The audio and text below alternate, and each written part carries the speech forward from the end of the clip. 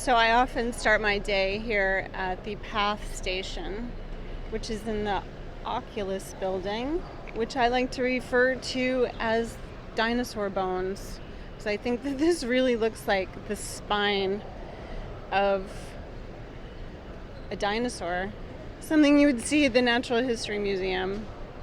The Path Station here was built, finished in 2016 for $4 billion. And I think that we were all a bit skeptical of what this was going to look like. This is the commute right now. So we're just going to head into the flow of people.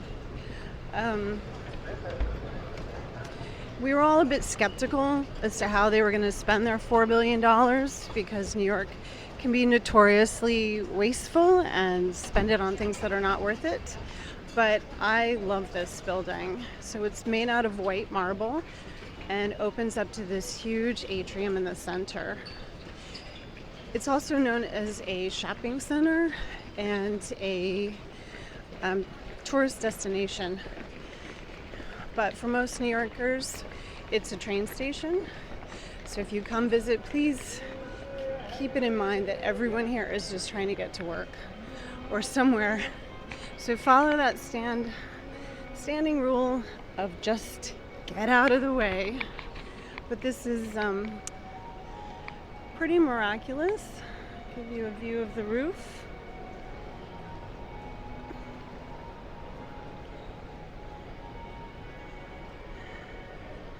Now there's shops all along here on both levels, including the Apple store, which I think is really the only store here that anyone actually shops in. Every other store here is just a brand name. Hugo Boss, Coach, Kate Spade, Cole Haan. I've been here at Christmas and there's not a single person in any of these stores. Now this hub was at the bottom of the World Trade Center. Of course that ended in 2011, September 11th, 2001. And so when they had stores at that transit hub there, they were more like you could buy an umbrella or a tie or a suit. We are in the financial district. Get your shoes shined, get a bagel, haircut, that kind of thing. Useful places. Now, unfortunately, it's interesting because nobody who would shop at these stores rides the subway. And no New Yorker is going to come to a tourist destination or a subway to shop.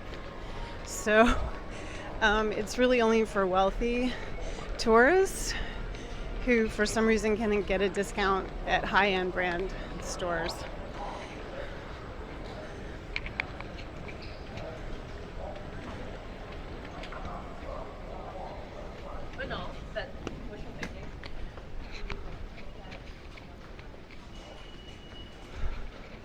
So we're taking the Green Line, the 405, uptown.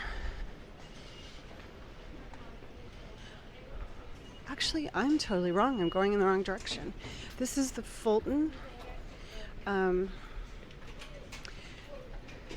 station, and I want to go on the E train. If I'm not paying attention, it's probably pretty easy to go in the wrong direction.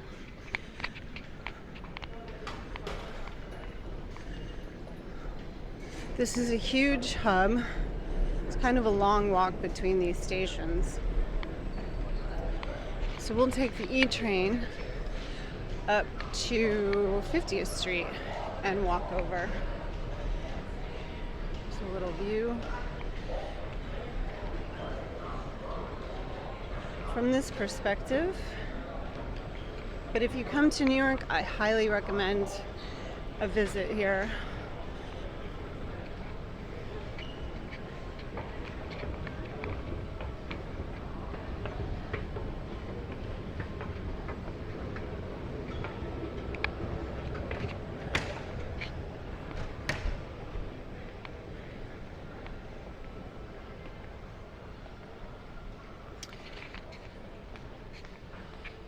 They made a lot of these routes very inaccessible, stairs instead of escalators. Now this entrance to the E, I don't think a lot of people know this, but this portion is the only part of the World Trade Center that survived.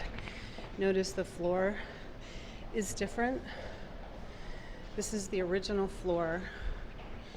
These are the original signs. There's a little plaque on the wall. It'll tell you as much, but you can also see how low the ceiling is. And original doors. Here, that's still the markings of the firemen who came, the survivors, the this was on 9/13 they were here. And the X denotes that it's been searched and there's no living people found here.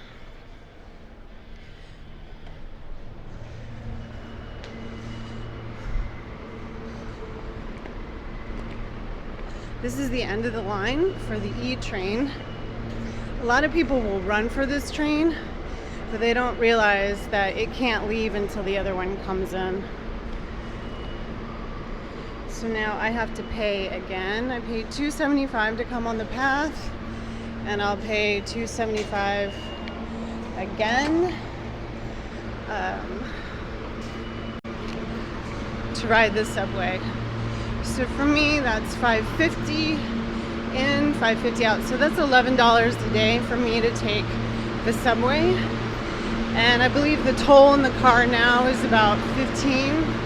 So it's only a little bit more expensive to drive in, but I do have to plan a park.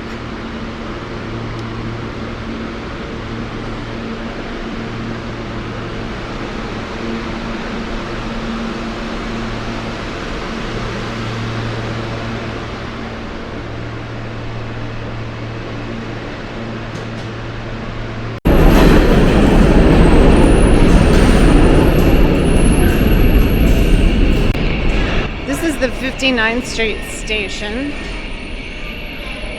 It exits at Columbus Circle on 59th Street. But every station's at least 2 blocks long. And since we're going south, we're going to walk down through the market. For a long time, this place just had really stores with really cheap stuff in it. I don't like to say you bought an outfit in the subway was sort of laughable.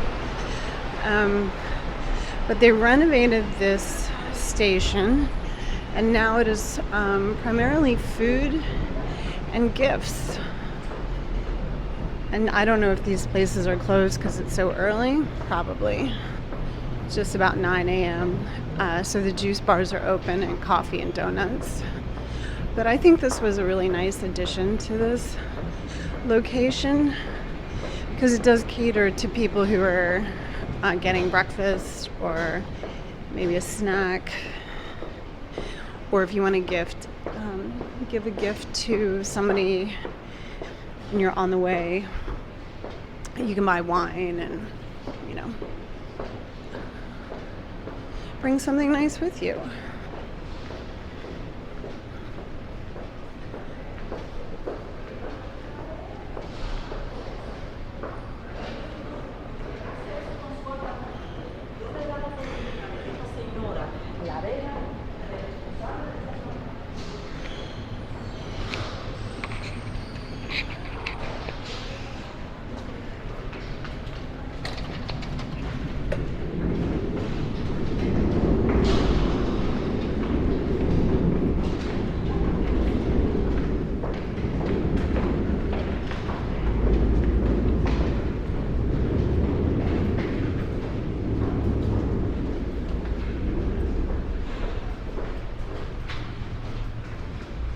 And they still have a barber shop, old school style.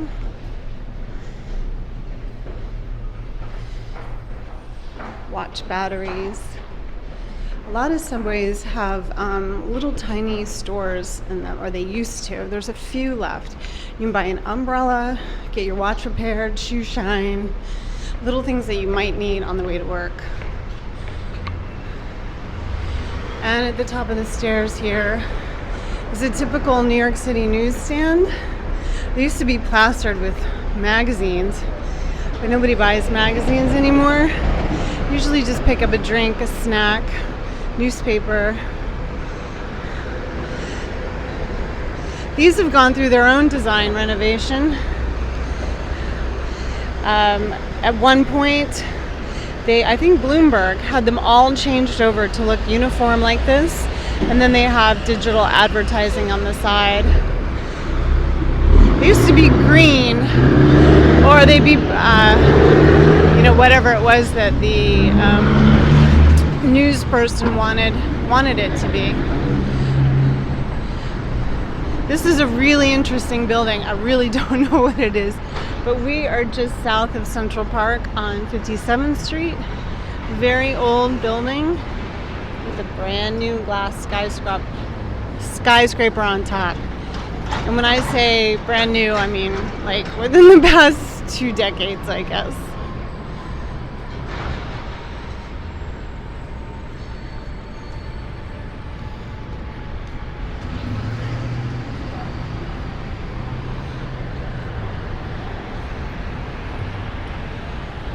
I think as New Yorkers, we all wander around and admire things without having any idea what they are.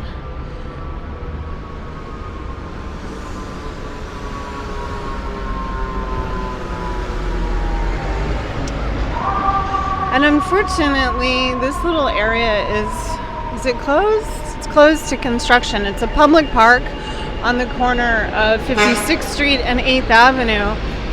And it's always bustling with people who are just sitting, getting their lunch. Just a nice little place to sit, and you go to Chipotle. So we're walking down 8th Avenue, and we're going to head to 54th Street.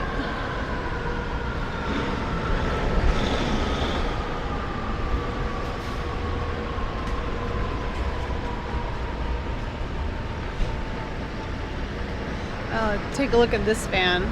This feels very old school graffiti.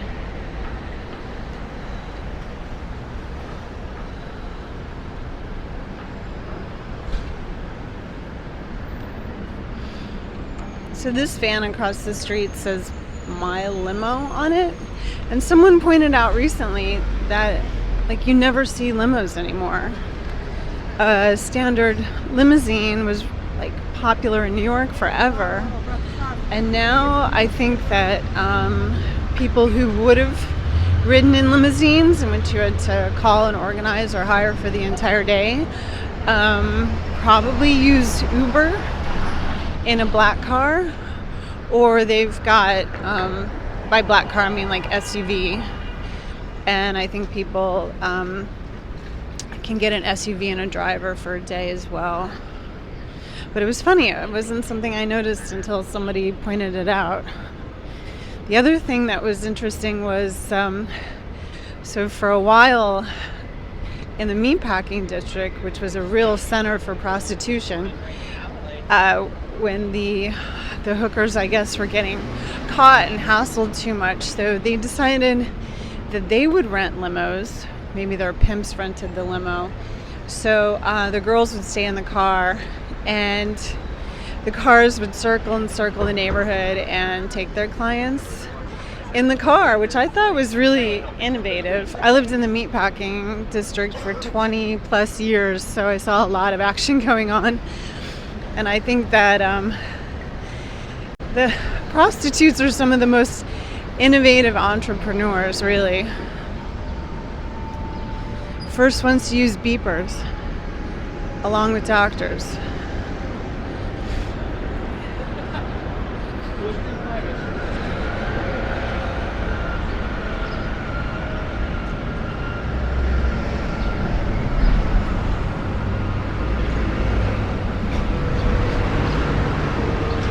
Now I know I talk a lot about those hot dog stands and how expensive they can be.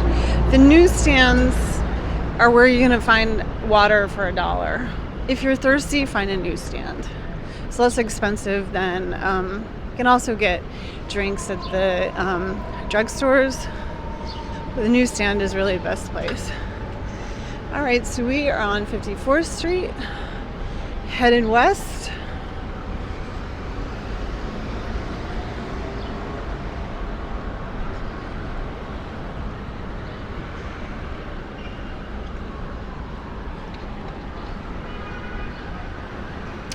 Anytime you see a large American flag on a building, it's a government building, most likely a post office.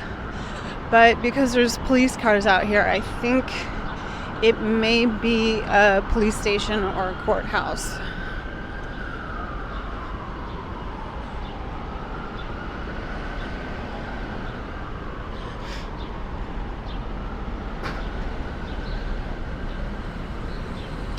It is police station North, Midtown North Precinct. It looks like it could use some cleaning. And this is a beautiful building built in 1886. It's currently now a church. And if I recall, it was the original headquarters of Knights of Columbus, and I don't know if that was an air conditioner or a bird. So I'm going to step back. We'll get a look at it from across the street.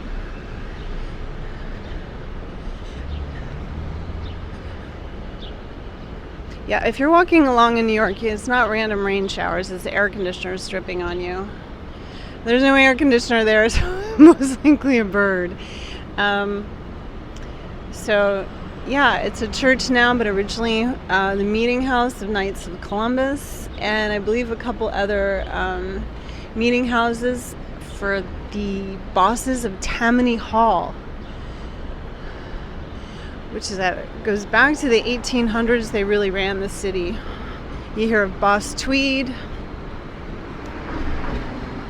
His character was in Gangs of New York.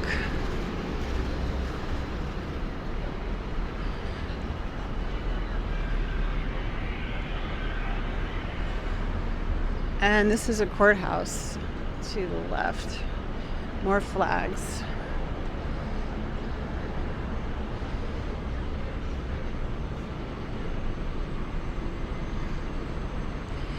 And they've put these barriers up because they don't want anybody to drive into it.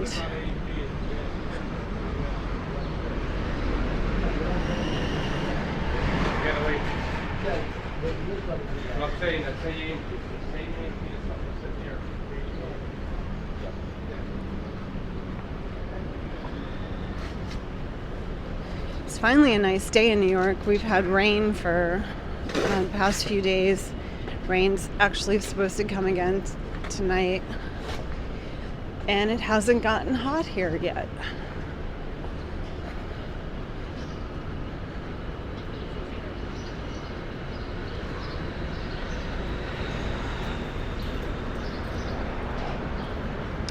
I passed this building the other day and I thought this was really interesting. It's the first building I've seen with solar panels on it. So they've got little terraces. Now they're hanging the solar panels off of it, which is brilliant.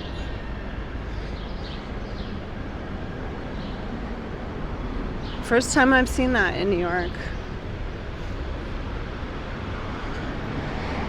More and more buildings are just floor-to-ceiling glass, which means that people have to have floor-to-ceiling window treatments. And instead of having all of these windows, they actually have no view. Trying to find window treatments for these kind of windows when they either open at the bottom or they open on the side or halfway through is a real challenge.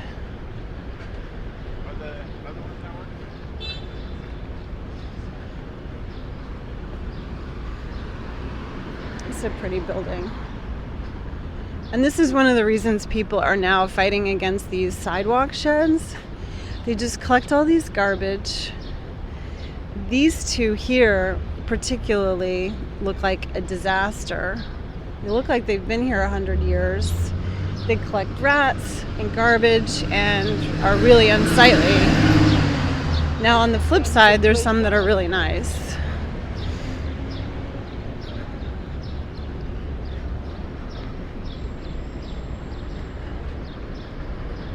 Now, unfortunately for me, this client lives way over here. We are on 9th Avenue. This is looking north. Look at that structure, white sculptural structure on that rooftop. I don't know what that could be. Sometimes you'll see like a white bubble on a rooftop, and that is it'll be a tennis court. I don't think they're paying tennis under that. Now this is actually a great neighborhood to live in. 9th Avenue up here in the 50s has all kinds of really great food. Everything you need, like residential living, from drugstores and hardware stores and convenience stores, the deli.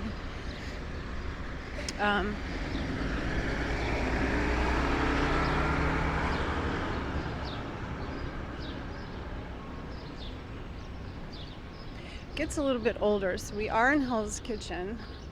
For a long time this was sort of tenement living.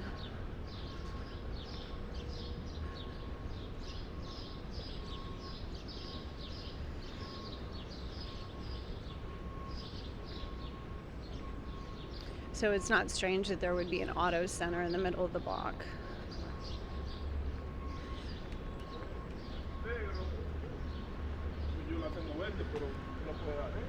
This is a big apartment complex, and they put these sort of columns in front of it. I've seen this sort of entrance a lot before.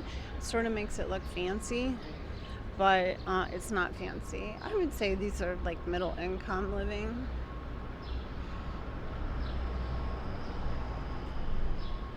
Also, the big fancy buildings all have names, so I think it's kind of funny when a building that is not fancy gives itself a name. This one's called the Abbey. But, you know, you do what you can.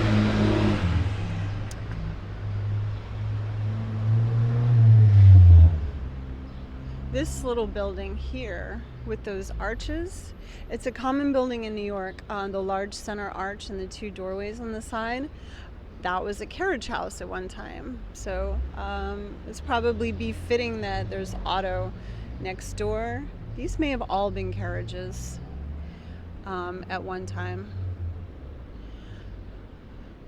Now Central Park does house they keep their horses in stables over by the river, not far from here. It's kind of funny to be walking along and looking and see horses.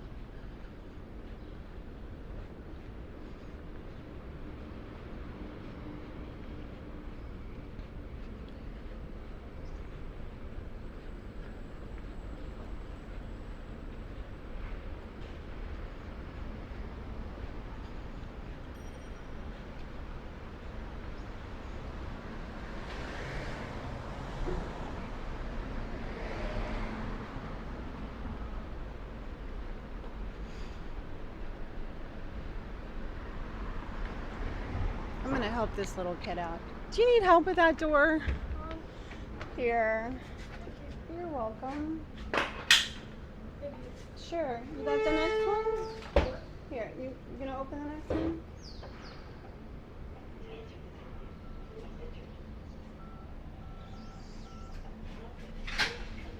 It's hard to do this alone. All right. Take care.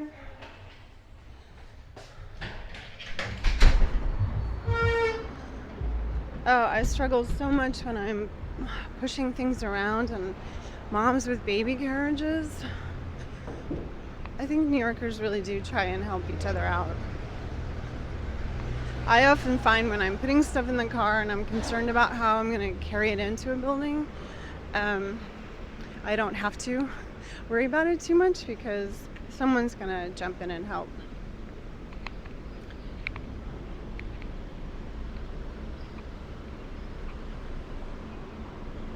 Here's another, I'm sure this was a carriage house at one time too. Take a look. With the big doorways and the arches. They used to have, they would have a crane up top and they would like hoist up hay and keep it in the top.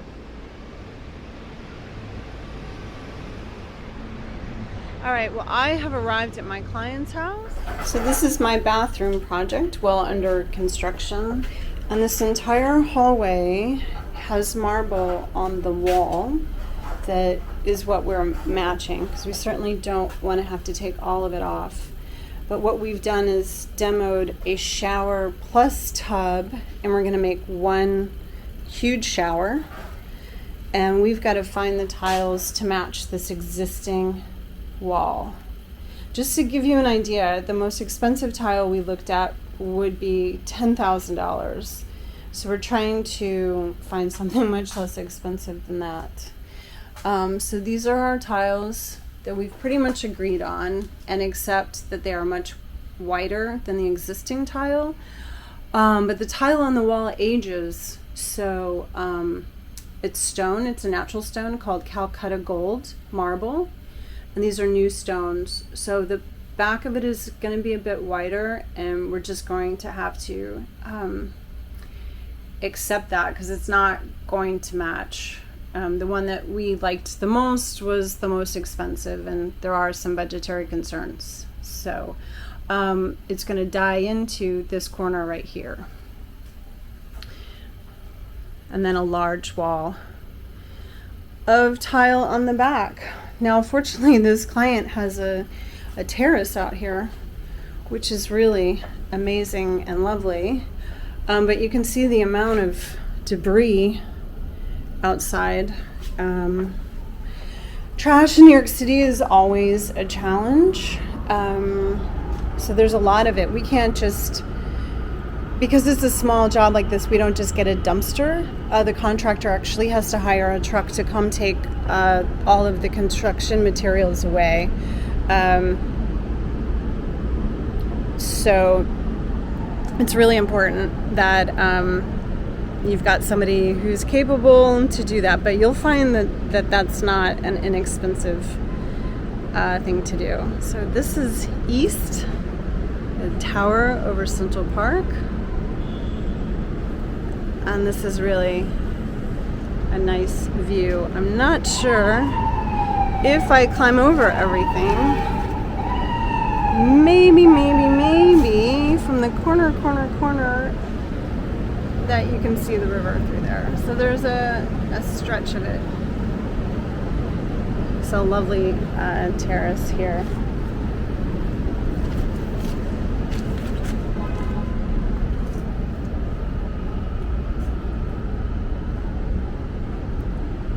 And it's a hazy June day in New York City. So I will keep you posted on how this renovation's going. Thanks.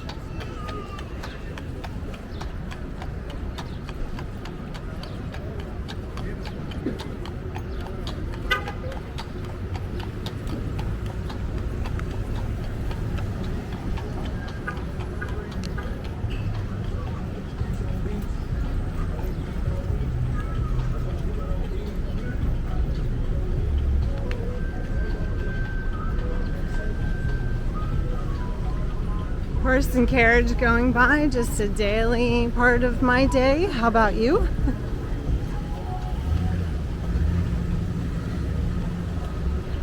So we just finished up at my client's on West 54th, and as I had mentioned before, they keep the horses for the Central Park carriages stabled on the far west side, and so looks like this carriage is just leaving to head to work today.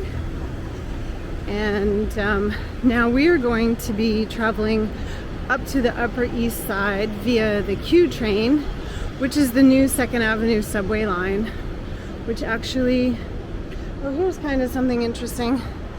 So somebody dropped their coat. You'll see this quite often. If someone loses something, somebody nice will hang it up and on a fence post or something, and hopefully this person realizes that they dropped it. It's a nice suit jacket, and they'll come back looking for it. I see a lot of children's shoes on posts, but that's what someone's doing. And yeah, so we're going to take the Q train, 2nd Avenue subway, which is relatively new for New York City, and a speedier way to get to the Upper East Side. They say it will eventually go higher than where it goes now, which is 86th Street, I think. That one day it'll go way up into Spanish Harlem and the tip of Manhattan. But I don't think it will. I doubt it. They also said they would run it down through the East Village, because also the East Village has doesn't have very good transportation. This is kind of funny too. Someone parked their car here where they weren't supposed to, and they want to put the garbage out here, so they've boxed them in. Yeah, I'd hate to be that driver.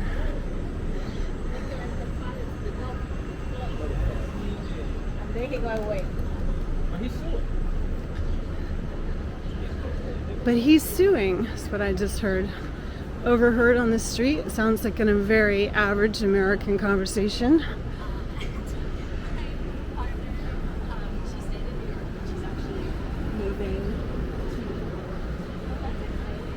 It's funny, you walk along and you'll see people throwing things out. Look at all these office chairs.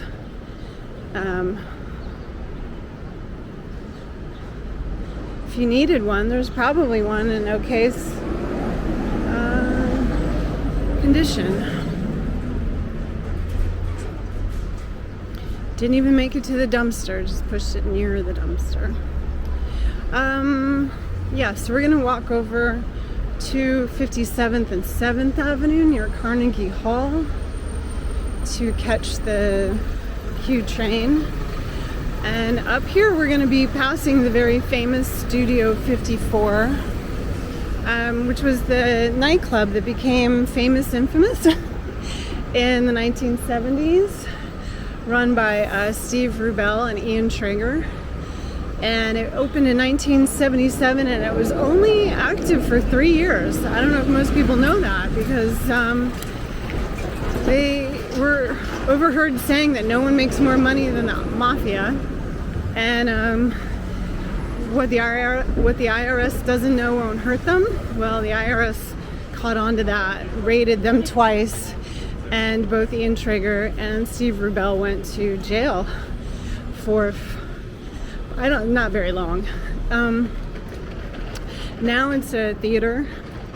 I believe this is it right here. Pictures from Home is what is playing here now. But Ian Traeger pretty much invented the boutique hotel. He opened once he got out of, this is it right here.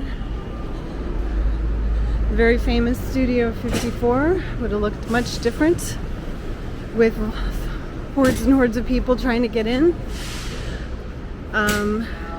But yeah, so after they got out of jail, they opened a hotel called the Morgan over by the Morgan Library, Chase Morgan, and or JP Morgan rather. They started the first boutique hotel. Then they opened another hotel with the designer Philip Stark and created a lounge area for socializing, creating a different type of society. And then they opened the Hudson, which became more of a lifestyle hotel, and they really created the whole idea of the hotel bar as an experience, the hotel as an experience, and a destination in and of itself. I mean, before then, you always thought of hotel bar was this horrible place. Like, just the word hotel bar made me think of like bald traveling salesmen in beige suits. Just like it was just sad people who were traveling sitting down, having a beer, having no friends, and now people know it as something completely different. Luxury, see and be seen.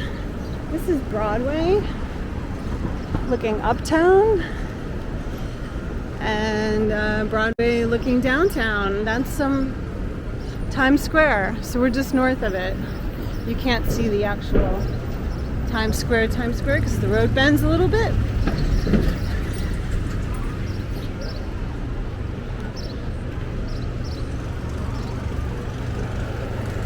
These are all the delivery drivers.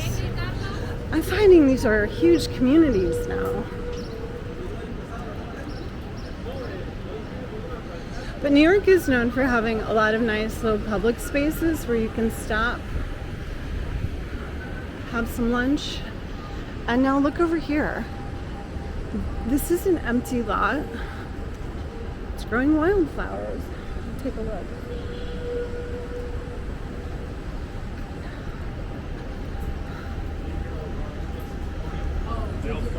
I mean, this is prime property. The fact that this is not currently under construction means that there's something going on. Someone's making a wheel and a deal or arguing about it.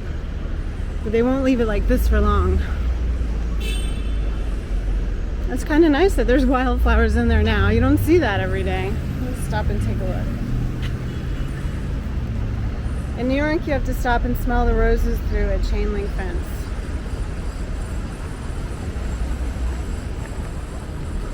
So here we are on 7th Avenue, headed up towards Central Park.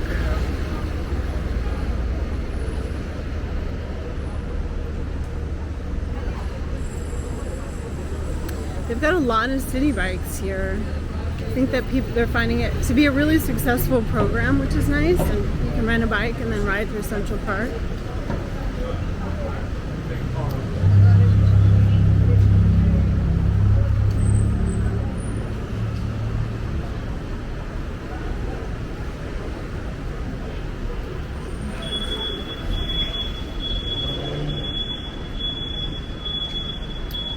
Premier Deli Cafe. I think a place like this is probably trying to bank on Carnegie Deli, which is just up the street, and a really famous deli. Morning, morning. Hi. This area has been kind of known for being a little bit seedy. Looks really nice during the day, that's for sure. 100% capacity. Right. Hotels. These are all hotels.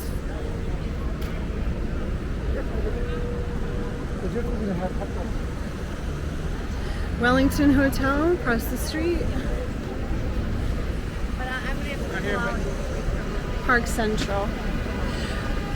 So when taking the subway, if you want to go uptown, you want to get on the eastern side station. This probably connects underneath, but I'd rather walk above ground. There's the park up there. So if you want to go downtown, you want to be on the west side of the street. If you think about it, it's kind of like traffic drives on the right side, so do the trains. So when you think of the street and the trains below it, they are following the same pattern. Here we are, 57th Street Q train.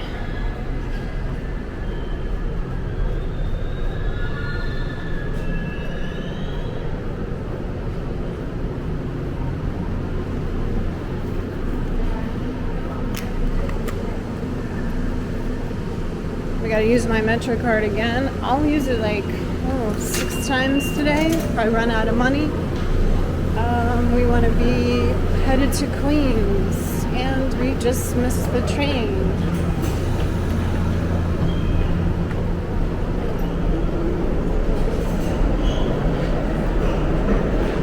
It wasn't the train we wanted anyway. Also, another note about taking the subway is the local trains run against the wall, and the express trains run in the center track. Hopefully that's just a little ditty to help you figure out where you're going. very empty subway. So today is Wednesday, and I'm trying to figure out when people are coming back to work and what days are the busiest. I have found that Wednesday evenings driving are very busy. But it's about 10 o'clock and not a lot of people here. So we'll catch you on the Upper East Side.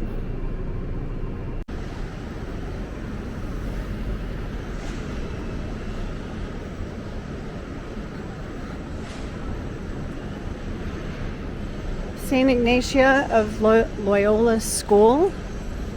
I know the church is up here as well. There's another round entrance to this building, which leads me to believe that this also once upon a time was a carriage house. I'm gonna step across the street. Biker on his phone, not looking where he's going.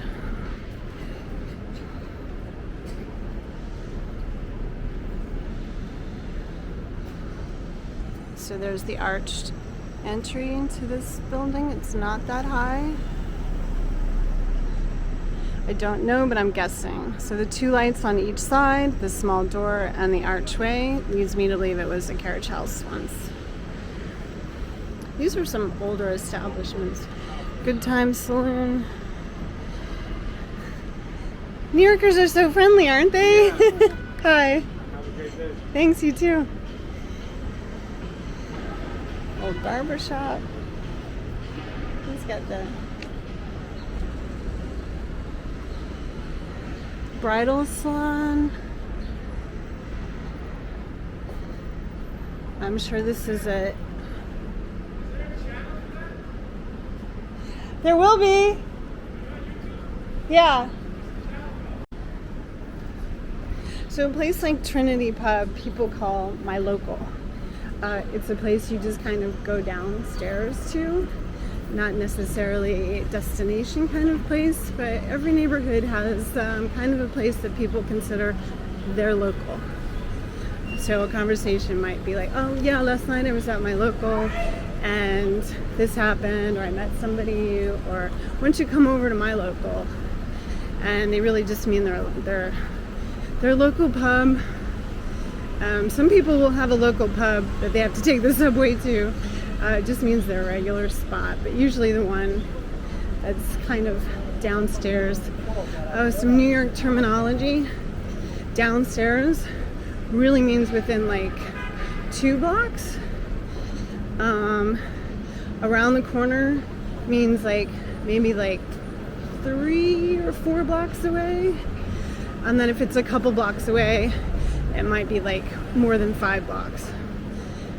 So it's kind of a funny terminology, but sometimes it literally is meet me downstairs. Sometimes it means it's pretty much in my neighborhood. Now the delivery I'm meeting today is probably that guy right there. It's not supposed to come until 11. Oh no, he's on the wrong block. I'm not there yet.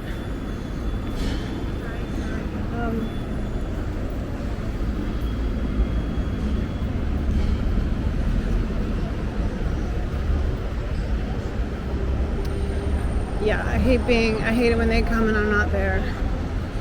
More than likely, I'm gonna wait 4 hours and then they'll come after the window.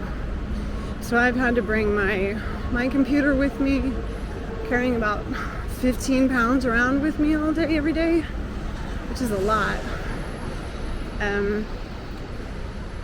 But they're coming from Vermont, and they come straight down to this area, and I had a very limited time of when they would come, because I have to come back up here tomorrow, and I would much rather have come once. Super inefficient for me, but sometimes this is how I have to make it work.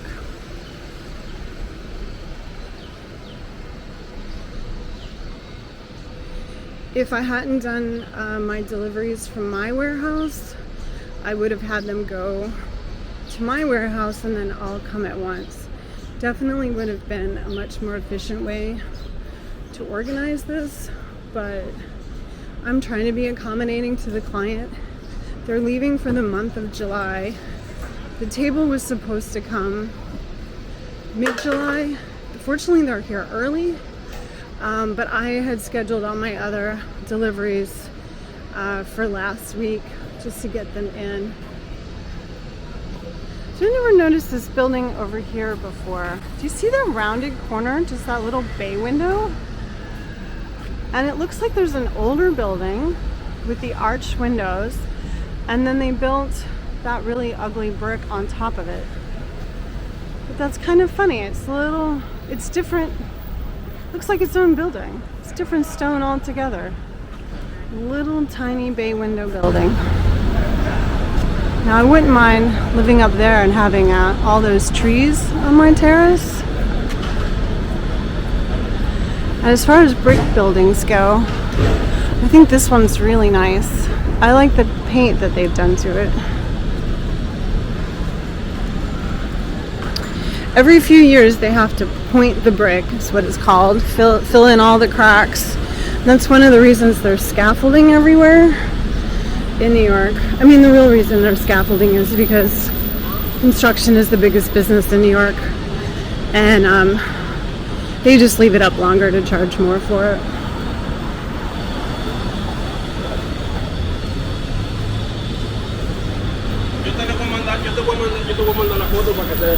Quintessential doorman.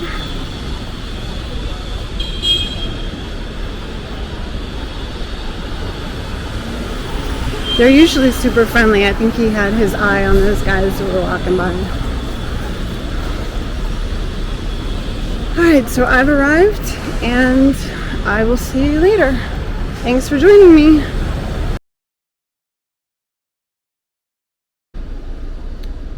So I'm outside my client's house. I've been here for 3 hours now waiting for a delivery for a table, and it's the wrong table. So I ordered a rectangular table and the one that they brought was round. So I have to go back to the office and figure out what happened. It took 20 weeks to have this table delivered. They drove it down from Vermont, custom made, and they delivered the wrong table. And I have to say, I got the worst customer service from this company in the first place. The clients recommended it because their sister owns a table from this company.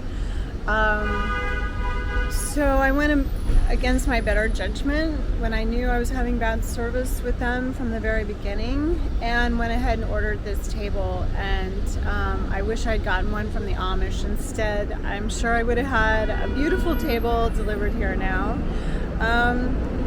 But that's the way it works. I was here last week or 2 weeks ago. We had a delivery of a coffee table. They came an hour early before I got here, and then it turned out to be damaged. So that's the second one that's damaged, and now we'll have to get the third one.